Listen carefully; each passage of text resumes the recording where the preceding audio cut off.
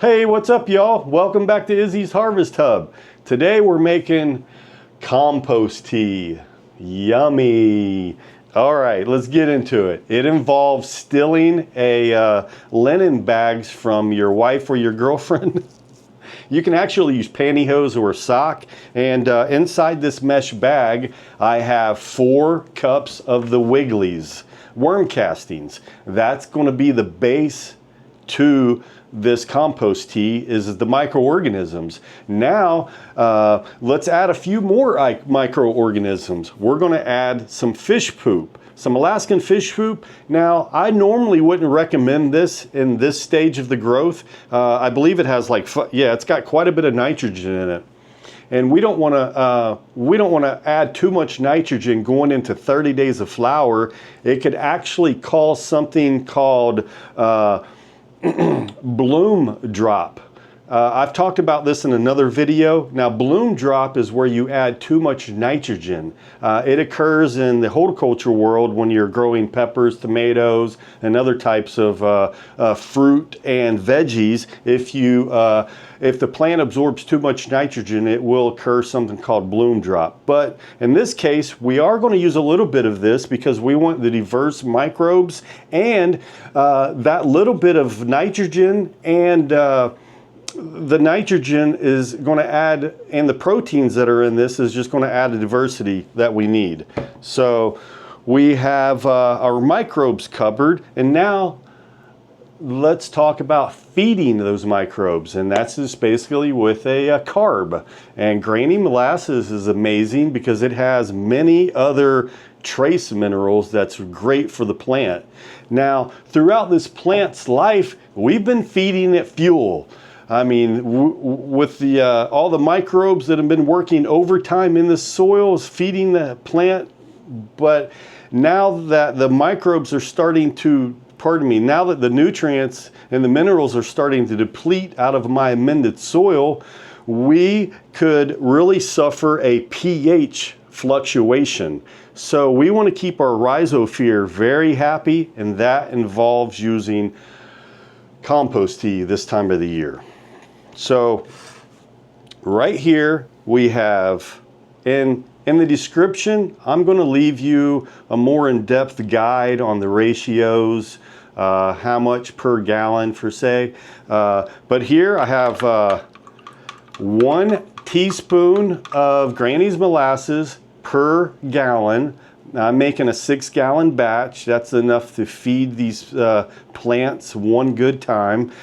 So in here we have the Granny's molasses. We also have the fish poop, and we have a 1/2 teaspoon per gallon of the wood vinegar.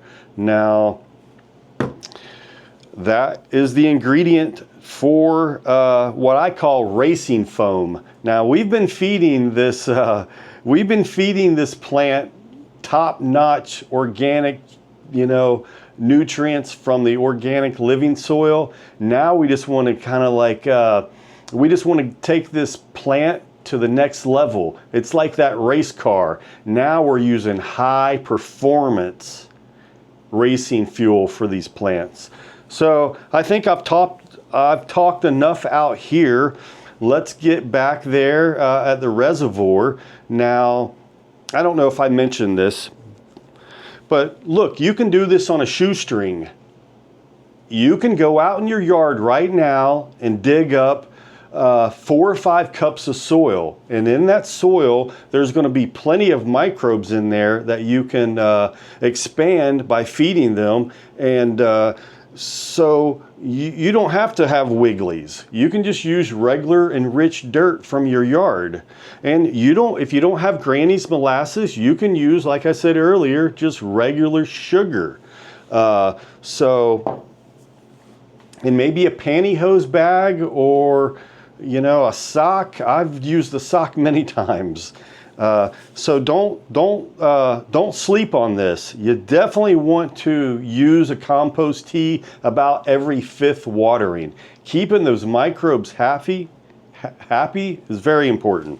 Okay, so let's go ahead and move the camera back to the grow room. And this is a 48-hour brew. I recommend you probably do this in your garage if you don't have a large reservoir, because we're going to get a lot of foaming action back there. So let's go ahead and head back. Okay, here we are. I have the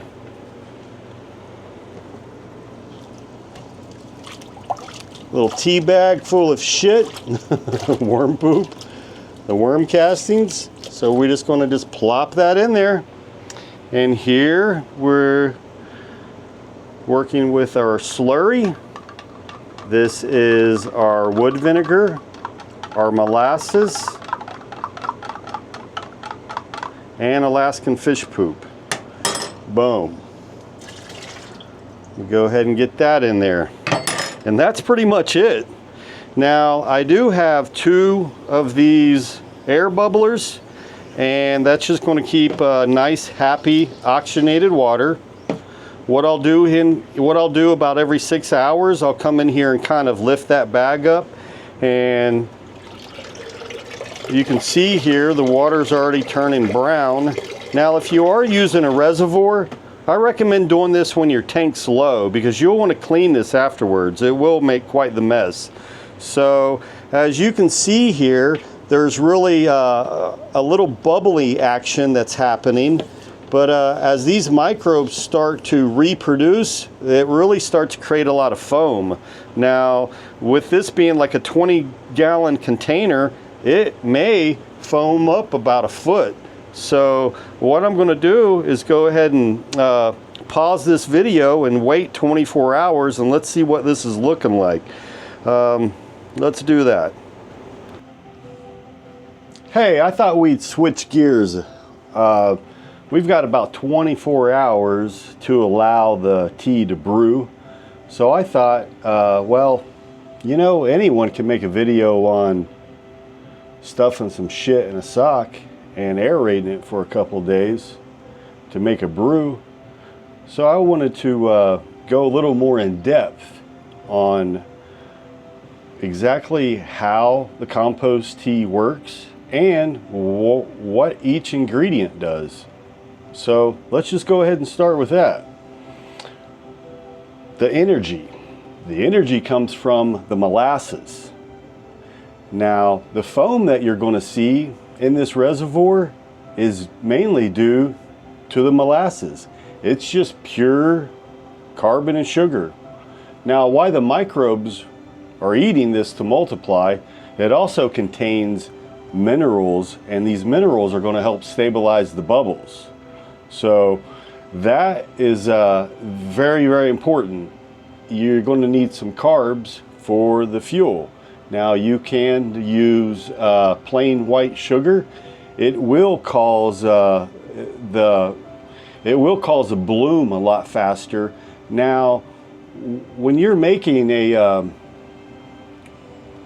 compost tea, you're going to notice it's going to start foaming up really good. And you know, that froth just isn't bubbles. It's a sign that our micro colony has officially exploded. And we're successfully on our way to brewing a Powerhouse. So that brown frothy head is really important. That all these microbes are actually, when they're reproducing, they're making a sticky protein, and that sticky protein it allows all the bubbles to kind of stack upon each other. So that's our energy. Moving on. So let's talk about, I guess the next thing would probably be the life. Now, I'm not going to drag that 30-pound bag of shit over here, aka worm castings, but the life, you know, this provides the inner starter culture basically. So what we're doing with using the worm castings and this fish fertilizer is we're taking millions of beneficial bacteria and we're basically turning it into billions of beneficial bacteria. So that's super important. Is you can't make a compost tea without a good culture. You need that good microorganism culture. Now, you don't necessarily have to use worm castings or this fish fertilizer. You can use dog poop. I should probably edit that out, but you could. You could go out into your yard and dig up some dirt. And you know, if it's not freezing out there and the microbes are active, you can go out in your yard and all you need is to start with is a couple of million of these guys, and you grab a couple handfuls. I guarantee there's probably a couple million bacteria in there. So that's super important. Is you gotta have the life. Okay, moving on. Let's talk about the catalyst. Now, this is something that I'm really going to be talking about in the next upcoming month is wood vinegar. It's our secret weapon here at Izzy's Harvest Hub. Now, basically, what this is going to do is act as like an espresso shot to wake up those microbes. And it acts as a surfactant. And what this means is it breaks down the surface tension of water. You'll hear me talk about that quite a bit as well in the upcoming videos.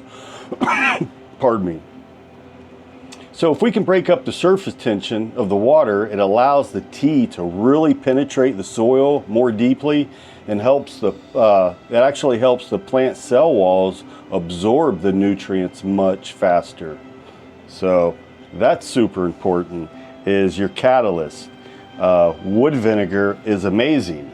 Now, with wood vinegar, I use it as a foliar spray. Now, something that I'm going to talk about this weekend is using a battery-powered foliar spray. Now, with this pepper tent that you're looking at, I'm having some deficiencies.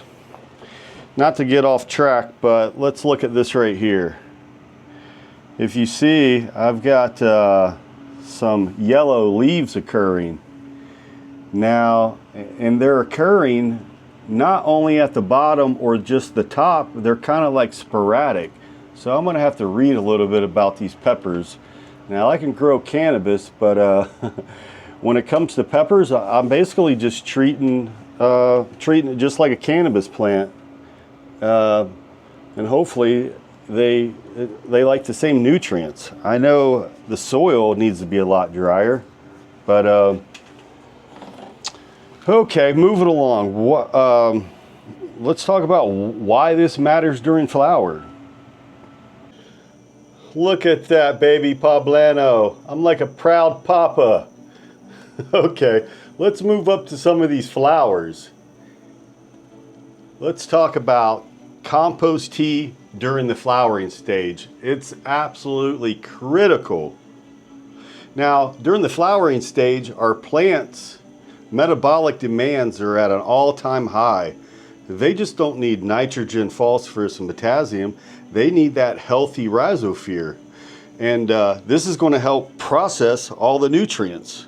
Now, basically what we're doing is with the compost tea, we are introducing a living army to the soil. Now, this is going to break down all this organic matter and make the phosphorus and potassium immediately available. Now, by using this brew, not only are we feeding the plant, we're recharging the batteries of the soil itself.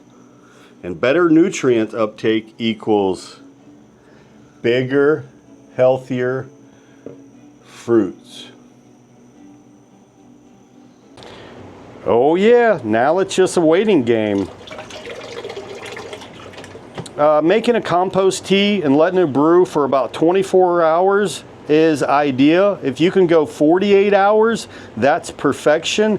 But beyond 48 hours, the microbes will start to die off, and you can actually it'll actually create a really stinky, dead smell. And it's just basically because the microorganisms are dead. So let's give this 24 hours, then take a peek and see what it looks like. Okay, we are at about 28 hours on this brew. And you'll notice down in there, it's like chocolate milk. And it's not really frothy because I did add a little bit of vegetable oil, and that just helps break the water tension along with the wood vinegar that's already in there. So what you want to do with this compost tea is you want to use it right away. You want to use it while all those microorganisms are alive, so those little super cells enter the soil like a little hungry army, and they're going to process all those minerals and feed our plant. So let's go ahead and put a little bit of this septic water in this container. Yeah, visually it's not all that appealing. It doesn't have a smell, which is a good thing, because if it smells like eggs or smells a little bit like rot, then most likely it's spoiled. So you want to use this right away. I'm gonna go ahead and reposition the camera, and let's get out there and feed some pepper plants. Okay, y'all, back in the garden. I've got some compost tea, giving this sprayer a couple pumps, and let's introduce the microbe army to the soil. Now, there's something in the agronomy world that's called a phosphorus push. Now, in the flowering stage, plants have a massive hunger for phosphorus and potassium, but the phosphorus is notorious lazy. What I mean by this is the phosphorus, it binds to the soil particles and it becomes immobile, and we can't absorb the phosphorus if it's all immobile.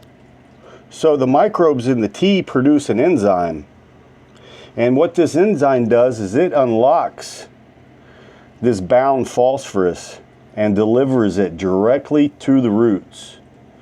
So this is one product you don't want to sleep on. And you can practically do it for a shovel full of dirt out of your yard and a couple teaspoons of sugar. Now, you do need an agitator pump to oxygenate the water, but other than that, you're good to go. Okay, we're going to finish watering these plants up. I do have a pepper garden video coming out this weekend. There's a few peppers starting to grow. That's pretty exciting. So as a conclusion, during the flower stage, compost tea basically turns a static cup of food into a dynamic digestive system. It assures that the plant never hits, a bottleneck where it has the light and the water but lacks the biological keys to unlock the nutrients required for this heavy task ahead of these plants, whether they're producing rosin and bud structure or big fat juicy hot peppers. The crimson clover is going to be happy. Look at those guys in the back. I absolutely love these mums. They bloom, and the blooms last for like 2 months. It's insane. I do have a video out where these plants look really rough because I've been taking cuttings off of them. So I'm turning one plant into 50, and I'm going to have an amazing yellow border out in my yard. So, hey, if you all thought this video was informative at all, or it helped you out at all, smash that like button. Make it rain those likes. And if you have a compost tea recipe of your own, feel free to leave it in the comment section. And I'm curious to all the growers out there, are you currently using a compost tea? If not, I highly recommend it. Until next time, I appreciate y'all stopping by. Check out the channel this weekend. All kinds of fun things happening as always. Until next time, peace.